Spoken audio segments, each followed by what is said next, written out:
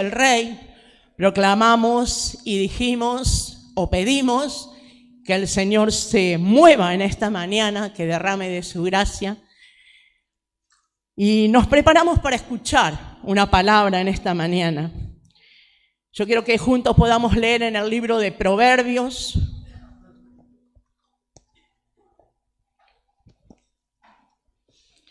capítulo 3,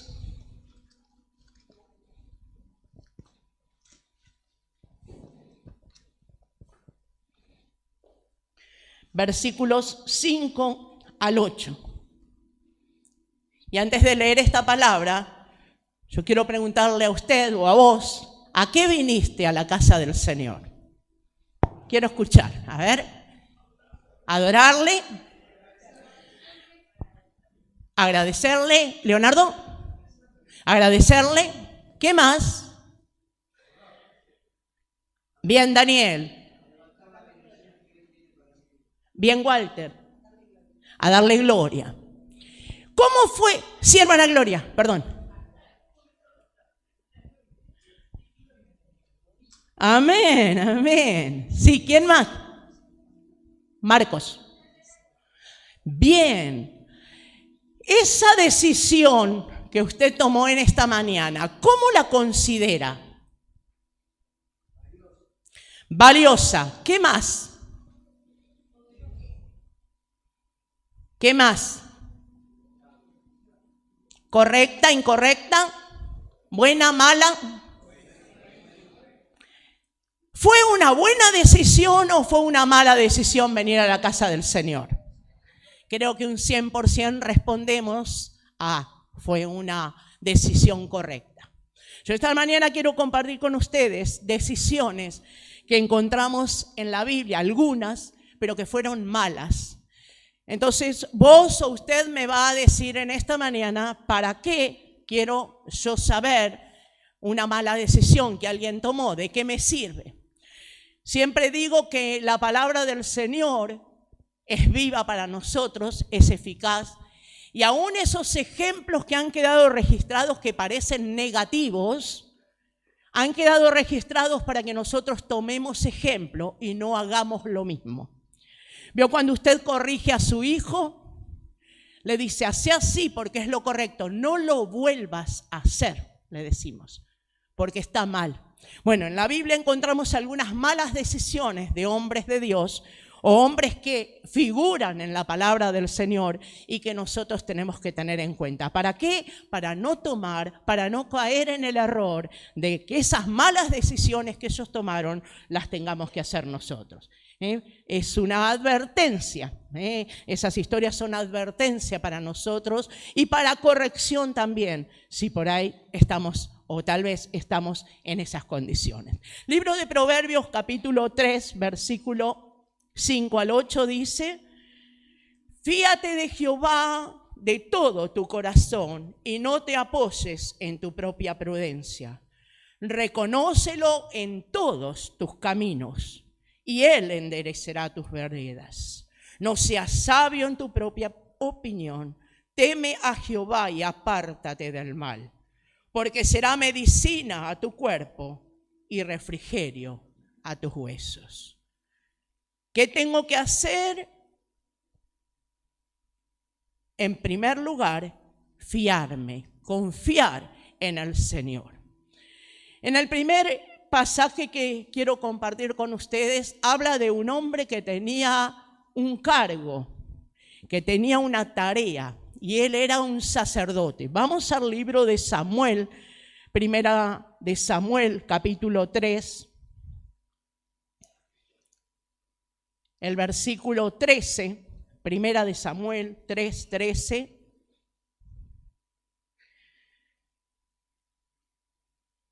Dice la palabra,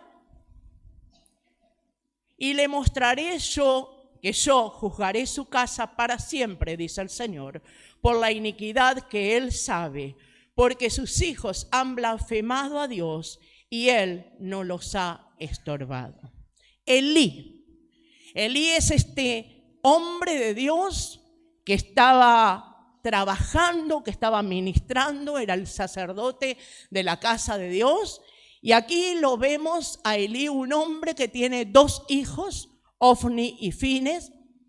Y la Biblia, o si usted lee a partir del capítulo 3 y en adelante, puede notar que la vida de estos hijos de Elí era de llamar la atención, de tener que hacer cosas a diario malas, y que eran en un momento, en un pasaje de la palabra, en un versículo dice que Elí les dice: yo he oído lo que ustedes hacen. Más allá de ver y más allá de estar conviviendo con esos hijos, él decía esto: yo he oído. O sea que no solamente que Elí veía el problema, la dificultad, lo mal que andaban sus hijos, sino que dice: yo he oído. O sea que lo que ellos hacían era visto y oído en el pueblo. Y el pasaje que nosotros leemos dice que Dios le dice: tus hijos han blasfemado mi nombre y no les has estorbado. ¿Qué significa esto? ¿Qué es un estorbo? A ver, pregunto, ¿qué es un estorbo? Algo que molesta. ¿Y cómo pueden ver ustedes que Dios le dice a Elí: no les estorbaste? ¿Cuál era la tarea que tenía que hacer Elí? Continuamente llamarle la atención. ¿Vieron cuando hay veces ustedes insisten con sus hijos? Yo pongo los hijos siempre, tal vez hay mucha gente que no tiene hijos, pero bueno, tal vez lo ve en su propia vida cuando era joven o en sus familiares, que le dice a sus hijos: ya me lo dijiste, ya me lo dijiste. Y uno insiste. ¿Por qué insiste? Porque ve que se tiene que corregir. Porque ve que sigue en esos malos caminos o realizando algo que no está bien, entonces le estamos estorbando. Ahora Dios le llama la atención a Elí y le dice: no les has estorbado. Entonces en Elí vemos que descuidó la responsabilidad espiritual de sus hijos. ¿Por qué? Porque la Biblia dice, yo oigo, ellos estaban con mujeres, se acostaban con mujeres, llevaban una vida desordenada, y Elí era el sacerdote. Pareciera que la responsabilidad era mucho más. ¿Por qué? Porque sus hijos tenían que estar en condición. Ejemplo, por supuesto, pero como todos. Aunque vos no seas de familia cristiana o solamente vos seas en la familia del cristiano, tenés que dar buen ejemplo. Tenés que hacer las cosas que a Dios le agradan. Dios le está reclamando esto: no les estorbaste. Vivieron una vida pecaminosa, vivieron una vida que a mí no me agrada. Y había una consecuencia. Y luego nosotros vemos cuál fue la consecuencia. La Biblia dice que salieron a la guerra. Y allí en la guerra arreció, y un mensajero vino a Elí. Elí estaba sentado allí en la puerta del templo y dice que ¿cuál fue la noticia? Tus 2 hijos murieron en la guerra. Y el arca de Dios era la presencia de Dios que en esa antigüedad se utilizaba para el pueblo. ¿Qué había pasado? Había sido tomada. Y la Biblia dice que cuando Elí oyó esto, se cayó para atrás en la silla y se desnucó y murió. Ahora, qué triste final, un hombre que no supo corregir el pecado de sus hijos. En algún momento tal vez le habrá dicho, porque la Biblia registra, pero la Biblia menciona esto y rescato esto. Dios le dice: no les estorbaste. O sea que lo que hiciste fue poco. Lo que hiciste fue escaso. Te faltaba más corregir. Entonces el primer hombre que podemos ver que tomó una mala decisión fue este hombre Elí. No corrigió el pecado de la vida de sus hijos. Ahora, ¿qué nos queda para nosotros? ¿De qué me sirve este ejemplo? Si yo veo que en mi familia física, de sangre, sanguínea, hay pecado, hay cosas que a Dios no le agrada, y que yo como hijo o hija del Señor sé que están mal, ¿qué tengo que hacer? Corregir. Con amor, por supuesto, pero corregir. No dejar pasar, no cerrar mis ojos y decir: el Señor le va a mostrar. No, yo soy responsable. Dios a Elí le dice, no los estorbaste, no les llamaste la atención, no hiciste que se volvieran de sus malos caminos, no hiciste que se arrepientan. Muchas veces es necesario ser hombres y mujeres que estorban, pero para un feliz o para un bien. No solamente, sí, Walter. La Biblia dice que nos va a demandar a nosotros. Yo si veo que alguien está mal y digo, bueno, el Señor le va... No, yo soy responsable. ¿Por qué? Porque es cuerpo del Cristo, es parte de mí. En lo espiritual, entonces soy responsable. Él que hizo fue negligente, y no solamente para él, sino que para la familia y para el pueblo de Israel. ¿Por qué? Porque el pueblo de Israel veía todo esto y se veía afectado por la vida de estos dos hijos. Entonces, hermanos, podamos no descuidar la responsabilidad espiritual. Si vemos que alguien está mal, con amor, ir y decirle, mira, hermano, esto que estás haciendo no es correcto, la Biblia habla, y tal vez con un versículo bíblico apoyando lo que estamos diciendo, porque no hablamos nosotros, sino que estamos mostrando a Cristo y lo que Dios quiere. Entonces, no descuidar la responsabilidad espiritual. En segundo lugar, en el mismo libro de Samuel, capítulo 8, versículos 19 y 20, dice: pero el pueblo no quiso oír la voz de Samuel y dijo, no, sino que habrá rey sobre nosotros y nosotros seremos también como todas las naciones, y nuestro rey nos gobernará y saldrá delante de nosotros y hará nuestras guerras. En este segundo pasaje vemos otro hombre de Dios, un hombre llamado Saúl, un hombre que tenía una familia. Y en un momento de algún día se le escaparon las cabras al papá. Se dedicaba a esto. Y se escaparon las cabras. Entonces dice que el papá le dice a Saúl, toma un criado, alguien que te acompañe, y anda a buscar las cabras. Porque se perdieron y no sabemos dónde están. Y la Biblia dice que Saúl junto con un criado salieron y fueron a buscar las cabras de su padre. Fueron a un lugar, no las encontraron, siguieron a otro pueblo, no las encontraron, siguieron más adelante, y la Biblia cita 2, 3, 4 lugares donde esos fueron a buscar las cabras que se habían perdido de su padre para recuperarlas, pero no las encontraban. Ahora, en ese andar de esos días, Dios tenía un propósito para la vida de Saúl. Y la Biblia dice que Dios habla a Samuel, el profeta, y le dice que vaya a donde estaba Saúl con el criado. Y luego de haber pasado unos días, dice la Biblia que Samuel habla con Saúl, le encuentra. Y antes que llegue Samuel, Saúl le dice al criado, ¿por qué no volvemos? Las cabras no las estamos encontrando. Ha pasado el tiempo. Mi papá seguro que está preocupado porque no llegamos, no hay señal. No era un 2024 que levantábamos un celular y mira, estoy en tal lugar. No había. Y entonces dice, tal vez papá estará preocupado, volvamos. Y en esa vuelta se encuentran con Samuel. Y el propósito de Dios era algo especial.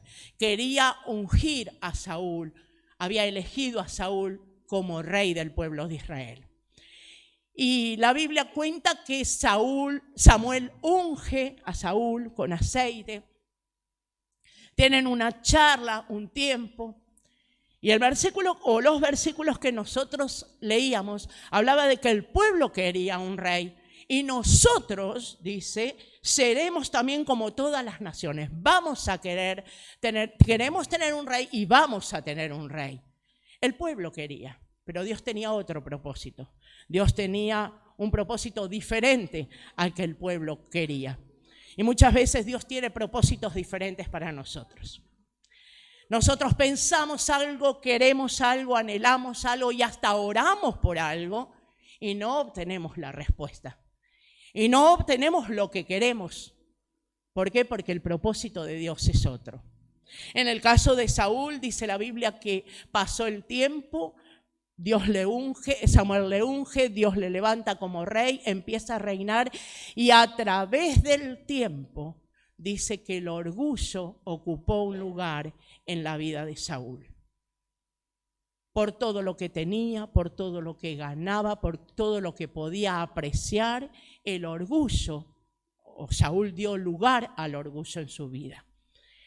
Y aunque Samuel advertía en diferentes lugares, advertía a Saúl de lo que él estaba haciendo, de la forma en que se transmitía al pueblo, en cómo actuaba, dice que él tenía orgullo en su corazón. Y era alguien que Dios había elegido, era alguien que estaba guiando al pueblo, era alguien que estaba reinando, alguien que estaba gobernando al pueblo, pero había orgullo en su corazón. ¿Cuántas veces nosotros de la misma manera? Tal vez no como reyes, pero con nuestras actitudes diarias, con cosas diarias, con cosas que pasan, nos enorgullecemos. Y una de las cosas que el Señor, dentro de todas las cosas que Él desecha, es el orgullo. La Biblia dice, ¿qué pasa con el corazón humilde? Es exaltado. Mas al orgulloso o a la orgullosa, ¿qué hace el Señor? Le va a sacar, le va a correr. Y eso es lo que hizo con Saúl. Dice la Biblia que perdió su reino y lo más importante, perdió la desaprobación divina. O sea, tuvo desaprobación divina. Dios no aprobó lo que él hizo. Y trasladándolo eso a nuestra vida, pensamos y decimos, ¿está aprobando Dios lo que yo estoy haciendo en mi vida cristiana? En mi diario andar, en mi diario relacionarme con la familia, en el trabajo, en la escuela, donde me movilizo. ¿Está aprobando? O tal vez tengo que ser como los hijos de Elí, que tenían que ser estorbados, molestados para corrección. En el caso de Saúl, Dios hizo que perdiera su reino y la desaprobación divina. Eso es terrible, terrible, cuando no somos aprobados por Dios. El apóstol Pablo decía que bueno es que podamos ser, ¿qué decía él? Aprobados por el Señor. Aprobados, que la tarea, que nuestro andar, que nuestro hablar sea aprobado por el Señor. Entonces, la mala decisión que encontramos en la vida de Saúl es que fue desobediente a la voluntad de Dios. No solo que Samuel le dijo, a pesar de que Samuel insistió en oportunidades diferentes, sino que hizo lo que él quiso y dio lugar al orgullo en su corazón. Entonces, ¿qué aprendemos de este rey Saúl o de esta actitud que él tuvo, de esta mala decisión? Buscar a Dios y buscar su voluntad. Buscar a Dios y buscar su voluntad y obedecerla, porque muchas veces buscamos la voluntad del Señor, pero no somos obedientes. El día jueves estuvimos con las hermanas viajando a Buenos Aires a la confraternidad anual de mujeres, y una de las cosas que la hermana que predicaba decía era eso, acerca de la obediencia, de buscar al Señor. Porque de nada sirve que nos reunamos día domingo, día miércoles, en la semana, los niños, las mujeres, si no tenemos una relación con el Señor. Si venimos porque tengo que venir el domingo, si venimos porque tengo que venir el cuarto sábado a las mujeres, si venimos porque tengo que venir a Conectados con Jesús. No, lo importante es mi vida espiritual. Saúl dio lugar al orgullo y fue desaprobado por Dios. Tengamos en cuenta, no caigamos en esto, no demos lugar a ser desaprobados por Dios. Luego vamos al Nuevo Testamento y encontramos a un hombre llamado Pilato, San Mateo, capítulo 27. Gracias. Versículo 24. Viendo Pilato que nada adelantaba, sino que se hacía más alboroto, tomó agua y se lavó las manos delante del pueblo, diciendo: inocente soy yo de la sangre de este justo. Allá vosotros.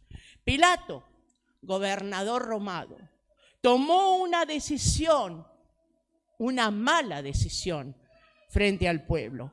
Si bien estaba profetizado lo que iba a pasar con Jesús, si bien estaba dicho por los profetas desde la antigüedad que iba a venir uno, el Salvador del mundo, pero hay una actitud que él tiene y la vemos cuando él insiste, porque él dice: yo nada veo incorrecto en este hombre.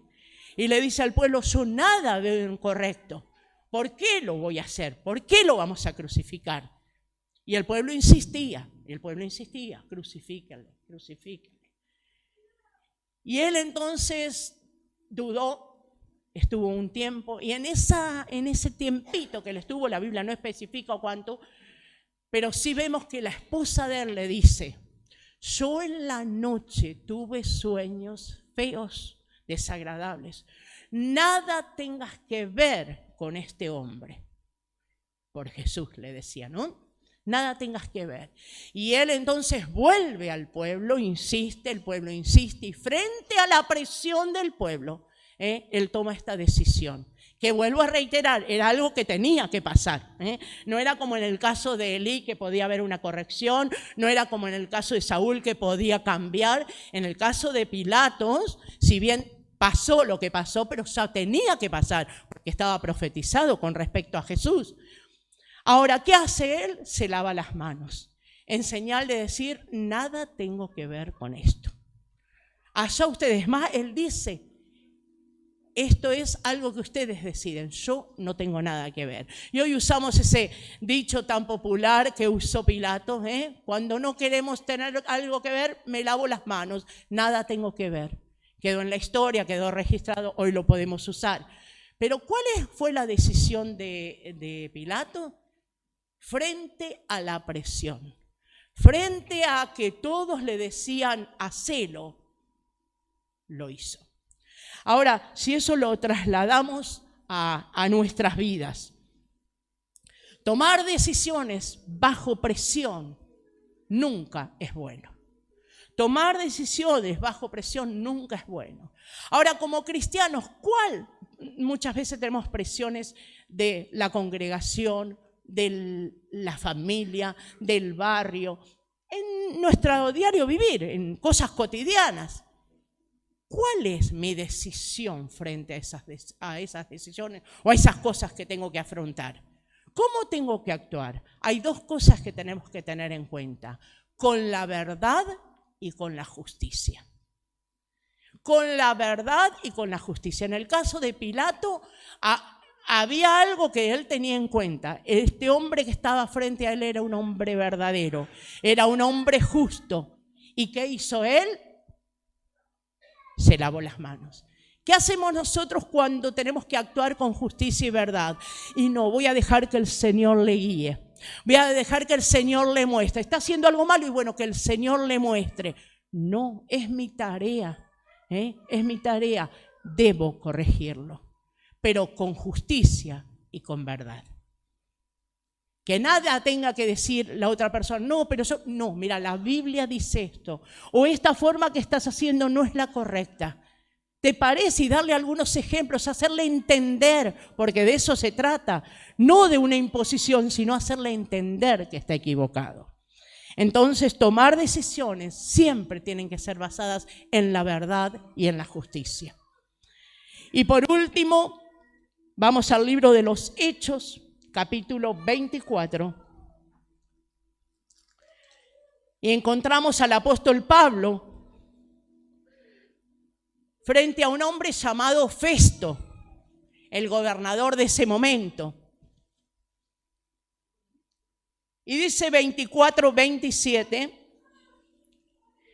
pero al cabo de 2 años recibió Félix por sucesor a Poncio Festo, y queriendo Félix congraciarse con los judíos, dejó preso a Pablo. Félix, ¿quién era Félix? Era el gobernador de ese momento. Ahora, ¿qué hizo? ¿Qué decisión hizo Félix negativa o positiva? La Biblia dice que Pablo iba y le predicaba, le hablaba del buen camino. Y él iba postergando esa decisión espiritual. En un momento la llamó a la esposa y la trajo frente a Pablo para escuchar sobre lo que Pablo decía.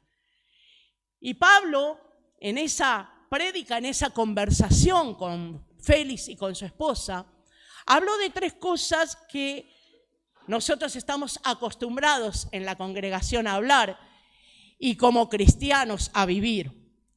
Habló sobre la justicia, habló sobre el dominio propio y habló sobre el juicio venidero. Justicia, dominio propio y juicio venidero, o tiempo que va a venir. Y dice la palabra que cuando Félix escuchó lo que Pablo dijo, se espantó. Le cayó pesado, le cayó como algo asombroso y no. Y dice que postergó lo espiritual. No decidió esa relación de poder tener con Jesús, de poder vivir una nueva vida. La postergó.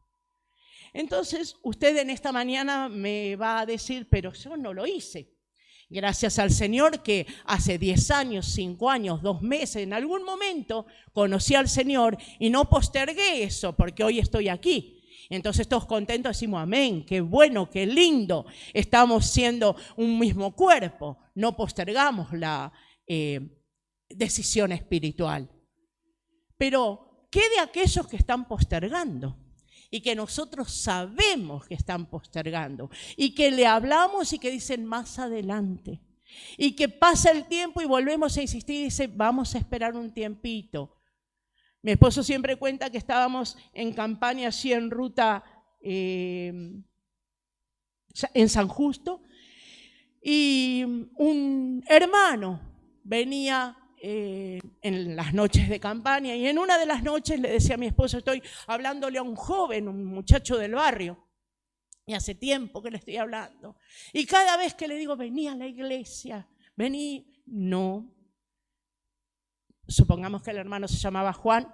No, Juan, yo soy joven.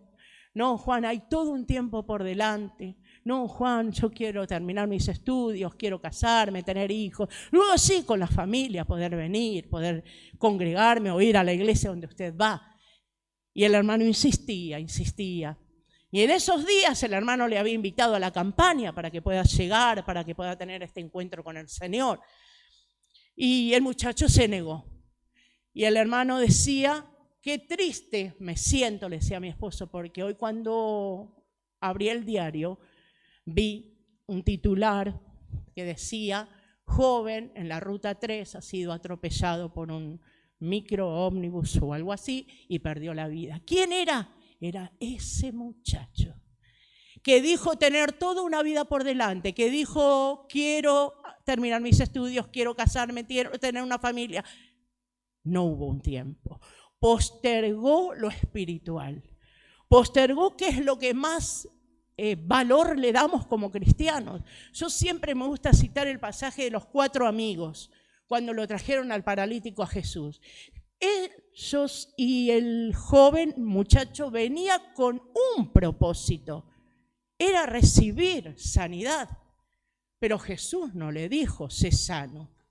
Lo primero que le dijo fue, tus pecados te son perdonados. Y luego le dijo, toma tu camilla, levántate y vete a tu casa. Primero se ocupó de lo espiritual. Entonces nosotros siempre debemos ocupar primero lo espiritual, no postergar lo espiritual. Y si hay algo, yo sé que hay hermanas que están orando por sus esposos hace tiempo y que están insistiendo. Ayer tuvimos la reunión de mujeres y una de las hermanas decía que yo le decía a mi esposo, ¿viste cómo te estamos cercando? Con amor se lo decía, ¿viste cómo te estamos cercando? Pero con amor, ganándolo. ¿Por qué? Sabemos que lo espiritual es lo más importante. Sabemos que lo espiritual es lo que va a prevalecer. Es lo que nos lleva al cielo. Usted puede llegar al cielo con enfermedad, haber muerto por una enfermedad y llegar al cielo, y puede llegar, pero no puede llegar al cielo si no recibe al Señor en su corazón. Tal vez en esta mañana hay personas que han llegado sin tener a Jesús en el corazón. Esta es una mañana donde vos podés abrirle el corazón y decir, Jesús, necesito de vos. Lo espiritual, lo más importante, no postergarlo. La historia de Félix entonces nos desafía a no postergar nuestra vida espiritual o lo que tiene que ver con el Señor. Ahora, nosotros somos cristianos, tenemos al Señor en el corazón. ¿Qué hacemos? Debemos seguir buscándolo a Él espiritualmente. ¿Cómo lo hago? Con el alto. ¿Con qué? Con el alto. ¿Qué es esto? Alto. ¿Es parar? No, no es parar. Si bien la palabra significa alto, las 4 letras tienen algo o 4 pasos que nosotros como cristianos tenemos que dar. Alto, la letra A me dice, yo no dejo de asistir a la iglesia. La A me habla acerca de asistir, de congregarme, de lo espiritual, ganarlo. En la congregación, sí, pero también en mi casa. ¿Por qué? Porque me habla acerca de la L, el alto, la lectura bíblica. No solamente los 4 pasajes o 5 que leímos aquí o en tu casa en la mañana en el devocional. Tenés que tener lectura bíblica. Tenés que buscar al Señor, porque el Señor te puede hablar por esta palabra, pero no podés estar sin comer toda la semana hasta el próximo domingo o hasta el miércoles o hasta cuando te toca el grupo de mujeres o en Conectados. No, debes hacerlo a diario, la lectura bíblica, aunque sea un versículo, pero que la palabra entre. Yo siempre digo y me gusta esto cuando dice que el Espíritu Santo te va a hacer recordar. Y si yo no tengo nada en mi mente, no hay palabra, ¿qué es lo que me va a hacer recordar? No me va a hacer saber, me va a hacer recordar. ¿Recordar qué? Lo que leí, lo que está acá adentro, que tal vez al momento no lo recuerdo, o tal vez pasan los días y no lo recuerdo, pero en el momento justo el Espíritu Santo me va a hacer recordar. La lectura bíblica. La T me habla de testificar, de salir a contarle a otros. Cantamos en la escuela bíblica, tenemos que salir a contarle a otros. No es solamente voy a salir, tengo que salir. Y me insisto en este salir a contarle a otros. No es que cierres la puerta de tu casa y digas voy a contarle, a testificarle. Lo podés hacer, pero el testificar me habla acerca de en cualquier momento, en cualquier lugar donde me encuentre, debo testificar de Cristo. Lo que Dios hizo conmigo. Y si no hizo nada especial y vos decís, bueno, no hizo nada especial, ¿te parece poco la salvación? Que Dios te salvó, que tenés una esperanza, que si el Señor viene te vas con Él. Eso tenés que contárselo a otro, el testificar. Y la O me habla de la oración. El orar a diario, el comunicarme con el Señor a diario.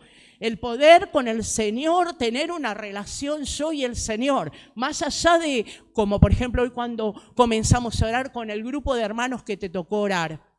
Tal vez nunca lo habías hecho, hoy lo pudiste hacer, pero la oración diaria con el Señor.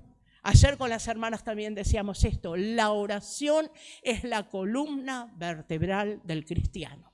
¿Cuántos decimos amén a esto? ¿Cuántos experimentamos la oración? Qué bueno, que a diario en nuestros hogares podamos tener la oración. El jueves cuando la hermana predicaba hablaba acerca del devocional familiar. Si todavía no lo instituiste en tu casa, empezá a hacerlo. ¿Qué es esto? Es tener un tiempo con la familia, de una lectura bíblica, de una oración, de un testimonio. La hermana decía, si tenés chicos, no tomes 1 hora de un devocional, toma 15 minutos nada más, porque se aburren, se inquietan, se molestan y no es de bendición. Pero decía, toma esos 15 minutos y que uno cante, que uno cuente algo, lean un versículo bíblico, oren y arranquen el día. O tengan en la mitad del día o en la noche. Pero ese altar familiar, ese culto familiar. Entonces el alto, asistir, lectura bíblica, testificar y oración tienen que estar en este tiempo. ¿Como en la vida de Félix? No, él postergó. nosotros no postergamos. Hoy estamos aquí y hoy podemos gozar de la presencia del Señor. Entonces, que nuestra decisión sea buscar al Señor y seguirlo. Nutrirnos de su palabra, tener una relación diaria con Él. Y las malas decisiones que vimos en Elí, que vimos en Saúl, que vimos en Pilato y que vimos en Félix, sean modelos para no tomar en cuenta. Que estén ahí como para no tengo que hacerlo, no tengo que hacerlo, no tengo que hacerlo, no tengo que hacerlo. Y tratar de corregir y hacer las cosas como a Dios le agrada. ¿Cuántos quieren hacer lo que a Dios le agrada? Yo creo que desde el momento que le aceptamos en nuestro corazón, decidimos hacer su voluntad. Y cuando oramos en el Padre Nuestro, ¿qué decimos? ¿Sea hecha mi voluntad? No, sea hecha tu voluntad. Así que vamos a ponernos de pie y vamos a tener este tiempo de agradecimiento al Señor. Y tal vez si en alguna de estas áreas o alguna de estas decisiones estás necesitando que el Señor trabaje, este es el momento donde podés orar. Es decirle, Señor, en esta mañana me hablaste a través de este ejemplo, de este hombre que tomó esta decisión y que yo estoy necesitando cambiar. Pedirle al Señor, pedirle al Señor y Él lo va a hacer.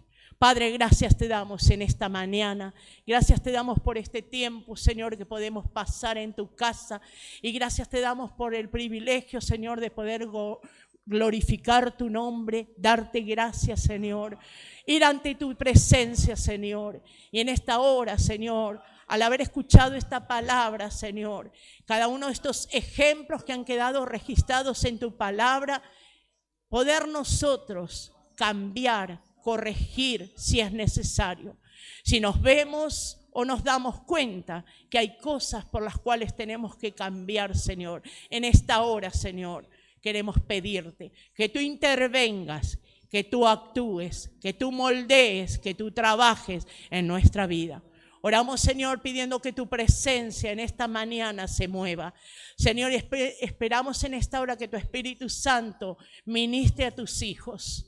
Espíritu Santo de Dios, ministra a tus hijos en esta mañana. Trata con cada uno de nosotros, Señor. Oh Dios del cielo, oramos en este tiempo en favor de aquellos que están necesitando de una intervención divina. Necesitamos, Señor, hombres y mujeres en tu pueblo que busquen tu rostro, que lean tu palabra, que sean fortalecidos en fe, Señor. Por eso en este tiempo oramos, Señor, para tomar buenas decisiones, Señor, para no tomar malas decisiones que arruinen nuestra vida espiritual, sino poder tomar buenas decisiones. Señor, guíanos, sea tu Espíritu Santo guiándonos, sea tu Espíritu Santo modelando, sea tu Espíritu Santo quitando todo aquello que es de estorbo ante tu presencia. Todo pecado, en el nombre de Jesús oramos, Señor. Danos la fuerza, Señor. Danos la valentía, Señor, para seguir adelante. Danos la valentía para poder descartar, Señor, todo aquel peso que nos está molestando, todo vicio, Señor, todo pecado, todas malas influencias, Señor, todas malas palabras, Señor, malas expresiones que tal vez están en nosotros y que sabemos que no son correctas. Ahora, Señor, en el nombre de Jesús, estamos pidiendo fuerza, estamos pidiendo a tu Espíritu Santo obrar, estamos pidiendo a tu Espíritu Santo quitar, Señor. Nos ponemos delante de ti, Señor, en esta mañana, para ser aptos delante de tu presencia, para que con gusto, con alegría puedas ver a tus hijos corregidos, para que, Señor, podamos estar aptos delante de tu presencia, para que podamos servirte de una mejor manera, en lo poco que tú nos has puesto, Señor, pero servirte de una manera extraordinaria.